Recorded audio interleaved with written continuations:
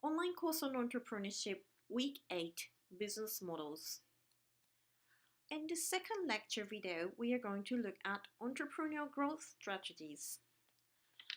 In this lecture, we will discuss what are entrepreneurial growth strategies. We are also going to look at links between entrepreneurial strategies, business models, risks, and resources. In week 6, we looked at different types of entrepreneur resources and how we might acquire such resources. You might like to look at these videos again to recap what we discussed previously. There are key points to remember from this week's presentations. First, all ventures are different, but there are certain patterns to growth processes. Secondly, growth strategies are generally linked to resource requirements and different business models. The fundamental question we want to ask is, how do ventures grow? And I've gone back to two examples that we've talked about in previous presentations, Rovio and Deca, and so here's some of the same information we've already talked about. Rovio grows by testing many apps. For example, Angry Birds was their 53rd app and their first major success. The rapid uptake of those apps leads to increased revenues. They have to have very flexible employment because they don't know which apps are going to be successful and require more support. And they have relatively short cycles for their projects. They can't take 5 years to develop their next app. And I believe their current target is to have updates for their apps in no more than 90 days. By contrast, Deca, although it's also a design firm of sorts, operates very, very differently. It has extremely large, complicated projects. It has to acquire, develop, retain the key skill sets for those projects. It has very long R&D cycles, years and years and years. 5 years, 10 years is not completely unheard of. And it has to maximize the success of each individual project. It can't test out 50 projects before having a success. And so this shows that there are different strategies for growth for different kinds of ventures. Now there has been research to show that there's probably a pattern or a portfolio of patterns of growth, and that's what we're going to be talking about today. So although all entrepreneurial firms are different, their growth activities do tend to fall into a certain set of patterns. We're going to talk about these as entrepreneurial strategies. And Amar Bideh from Harvard has developed a typology of strategies that I think is quite useful to understand, both from the perspective of the course group project that you'll be completing, but as well for any venturing work that you might consider doing in the future. The 5 entrepreneurial growth strategies are hustle, niche, propagator, speculator, and revolutionary. And I'm going to walk you through each one of these. We're going to start with the hustle strategy. A hustle strategy is built on speed and efficiency. These kinds of organizations have relatively low differentiation from their competitors. That is, they're not offering anything particularly different in terms of the specific product from any of what their competitors offer. But the entrepreneur or the manager wants it more. They're willing to put in the work, they're willing to work hard, to work long hours. They're very process and service oriented. And these kinds of businesses scale not by doing different things, but by doing the same thing over and over and over again in many different places. And the classic example of a hustle business is, for example, the fast food restaurant. What McDonald's or other similar kinds of restaurants offer is not dramatically higher quality or dramatically better product than anywhere else. What they offer is an extremely efficient process that can be replicated pretty much anywhere. You also see these at pizza chains or small local stores where you know exactly what you're going to get when you walk in the door, and you're not there to pay for the best product on earth. You're simply there to pay for something that you know will meet the needs that you have. And we refer to these as hustle firms because more often than not, what defines the growth of the organization is the willingness of the entrepreneur, the managers, to work very, very hard in order to simply outcompete other organizations based, in fact, on that hard work and keeping costs relatively low. By contrast, we can talk about firms that have a niche strategy. And these firms are small and specialized. They have a very specific target market with very specific needs. These firms tend to grow fairly slowly by finding small related niche markets that they can target. They tend to be extraordinarily service-oriented, and they know their customers extremely well. They do require highly unique resources and capabilities, and they do suffer the risk of invasion or technological leapfrogging because they're so specialized. It's quite difficult for these firms to adapt in many cases. And here we have an example of one of my favorite niche strategy firms, Confederate Motorcycles, which is currently based in New Orleans in the United States. Pictured here is one of their Wraith motorcycles, which retails for about 75 to 80,000 American dollars, or about 50,000 British pounds. These are targeted at individuals like the King of Jordan, who owns one. David Beckham owns one of these motorcycles. The actors Tom Cruise and Brad Pitt, for example. These aren't custom motorcycles. They're produced as standard in a manufacturing process, but they're produced out of aluminum, titanium, carbon fiber. They're as much works of art as they are motorcycles. But they are also performance-driven. One of the variants of this motorcycle does hold a land speed record for its type and class. And the organization is driven by a very interesting set of missions and ideals, which you're welcome to track down on Confederate.com. It's a niche organization. It's never going to grow very quickly, but it has a very specialized mission and model that works very effectively. The next example of growth strategy is the propagator. These are incremental innovations that are driven by larger, separate innovations. And so, for example, what we have here is the iPhone hymn book or Bible cover. And the argument is that this is something that you could carry your iPhone or similar smartphone in order to be able to have it in church without being spotted, presumably by other people. These organizations function based on flexibility, efficiency, and hustle, and they can get extremely broad reach for a relatively low investment. Everything about these ventures is driven by the primary innovation. So without the iPhone, there is no iPhone hymn book. And so on the one hand, when these companies are extremely fast and flexible, they can often respond very quickly. So for example, there were covers for the iPad 2 available on Amazon before the iPad 2 was actually released.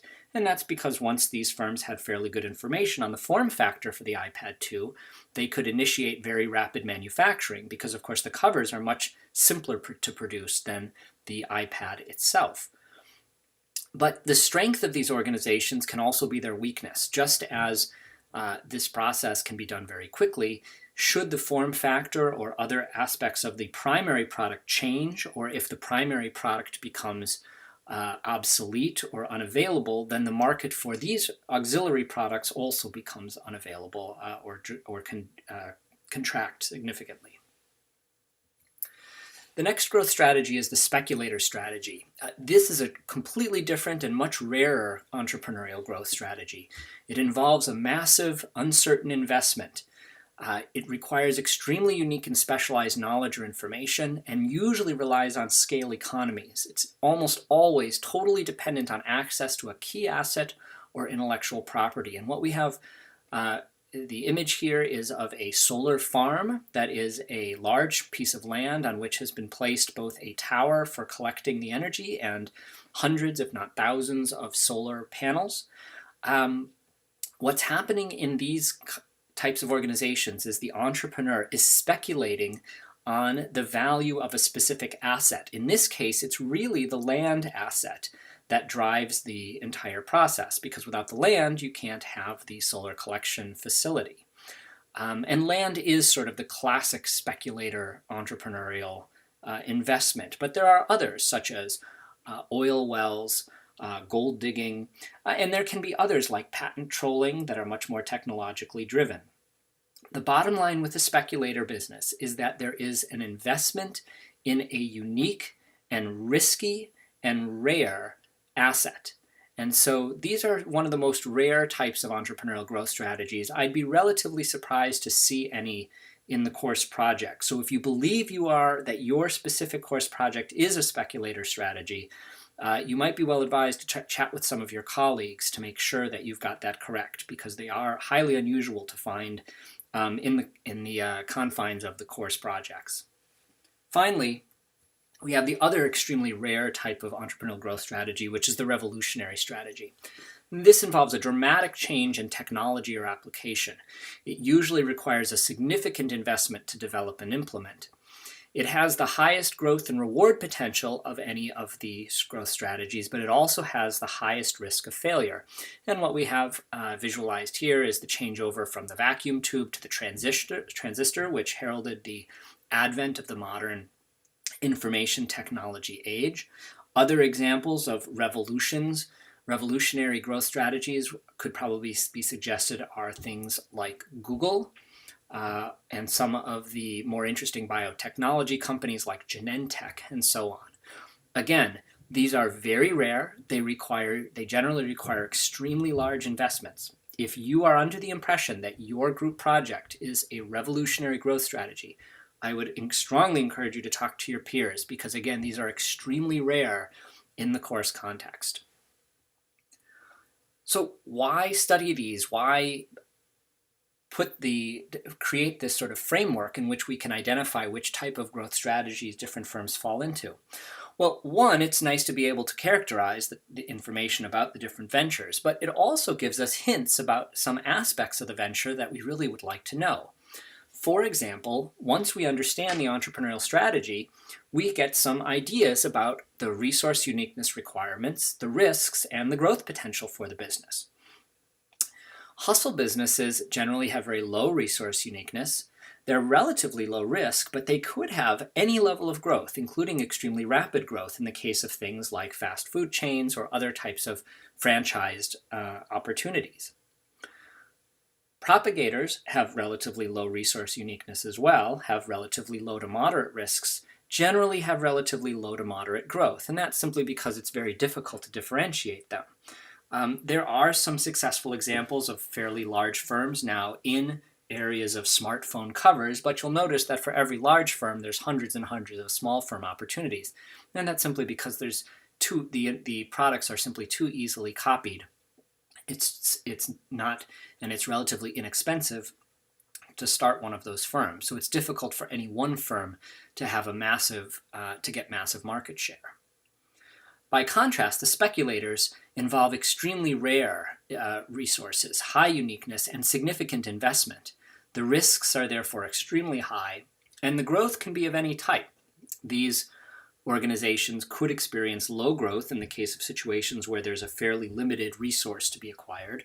But in cases where the model can be exported, as in the case of wind farms, for example, we do see situations in which some organizations are able to take the experience of one speculation and apply it to other areas. As you might expect, the revolutionary businesses are high resource uniqueness, high risk, and have the potential for extremely high growth. Finally, the niche businesses have relatively moderate resource uniqueness. In the case of the motorcycle company, for example, the specific resources are their design capabilities and their familiarity with their target market. The risks can be generally low because there's not that much of an investment to make, but the growth tends to be relatively low as well. And so if you can think about which of these growth strategies applies to your business, you will have an indication of the challenges you might be facing as you actually get the venture launched. We can now go back and apply these to the entrepreneurial strategies of the firms that we talked about previously, Rovio and Deca. We very quickly see that Rovio has a very low marginal cost for developing and developing apps and acquiring new customers, since the distribution channel is via the app stores. The success is driven by popularity. Their key resource is creativity. They need a certain number of coders, and they need to be able to market what they do. But none of these things are extremely resource intensive, and none of them have such unique resources that they couldn't be done by other organizations. And ultimately it becomes clear that Rovio and most mobile app manufacturers are in fact hustle companies. They've got to get apps out there, they've got to update them as necessary, and if they're not able to translate those into a new product relatively soon, the odds are that they'll be outcompeted by the next opportunity that comes up. By contrast, Deca is almost entirely dependent on the design talent and its customer knowledge. It's got to be able to close large contracts with large organizations. It's got to be able to recruit key design talent, and it can only scale up these projects at a very slow level. So immediately we can tell that this is a niche organization. So if we are thinking about how these two companies are likely to grow, we'll quickly realize that while Rovio could grow very quickly, it's unlikely that Deca would grow very quickly.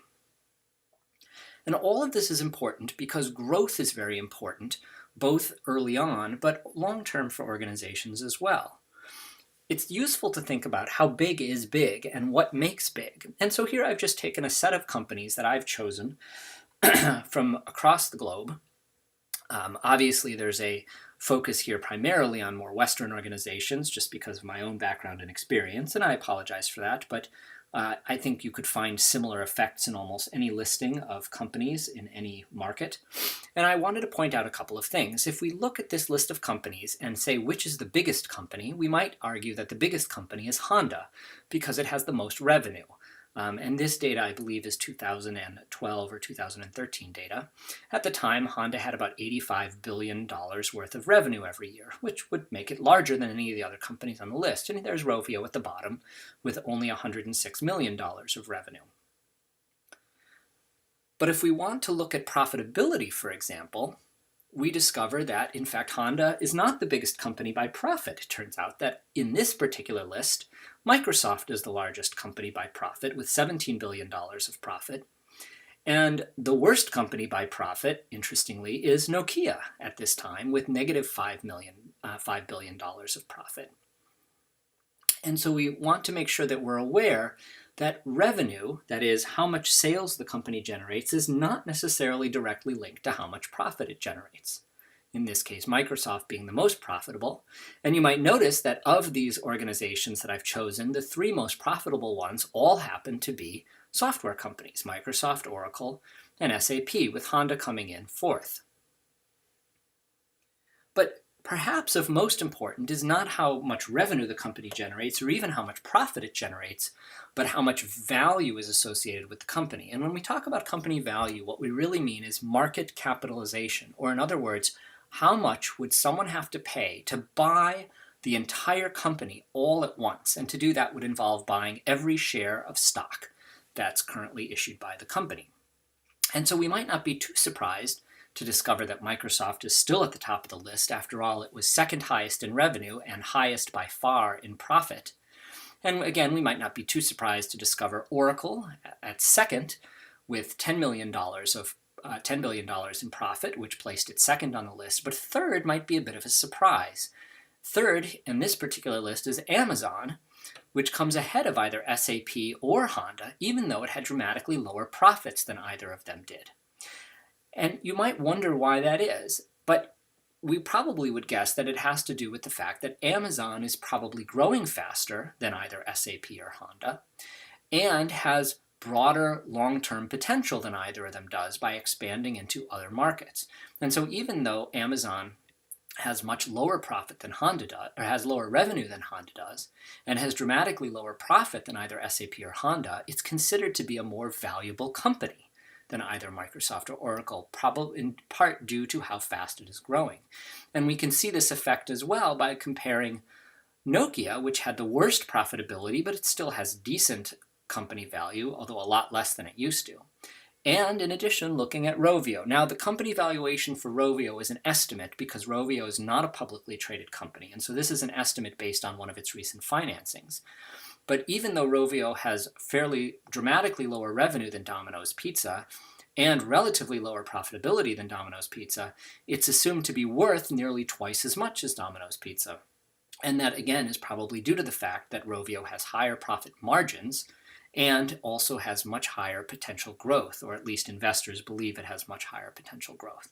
And so it's very clear that growth is extremely important, not just in terms of understanding how it works and how companies achieve it, but in terms of understanding how much companies are worth.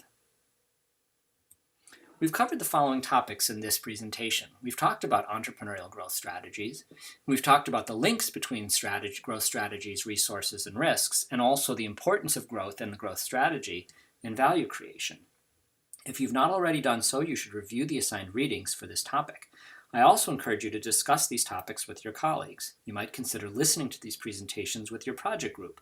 It's a great opportunity to discuss and debate key ideas and information that could be quite relevant to your group project. If you have questions about this audio presentation, the course materials, or other administrative aspects of the course, please contact the course administrator. Thanks for participating in this presentation. I hope it's given you some new thoughts about business models and growth strategies. My name is Adam J. Bach. I look forward to speaking to you again very soon.